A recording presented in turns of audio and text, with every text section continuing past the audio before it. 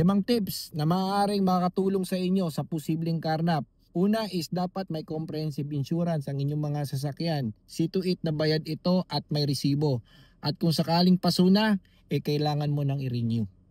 Pangalawa is magpakabit po kayo ng accessories na makakatulong po sa inyo na matrace o mamonitor po ninyo ang inyong sasakyan, kagaya po ng dashcam na may 3-way features, nakuha din po ang loob ng kabina, may wifi para makita po ninyo sa inyong cellphone, GPS para malaman po ninyo kung saan po pumupunta ang inyong sasakyan, lalo na kung dinadrive lang ito ng inyong driver.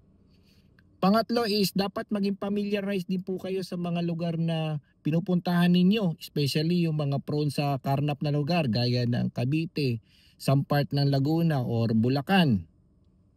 Pang-apat is dapat maging listo din po kayo sa mga taong nakatingin sa inyo o di kaya sumusunod sa inyo.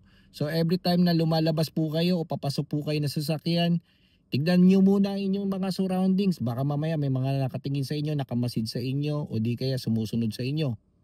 Panglima, kapag may bumangga pong sasakyan sa inyong likuran, wag po kayo basta-basta ang lalabas o pupuntahan yung lugar na yon. Dahil baka mamaya may umikot sa inyong sasakyan o tutukan po kayo. Nako, problema yan. Okay? So sana nakatulong itong video ito.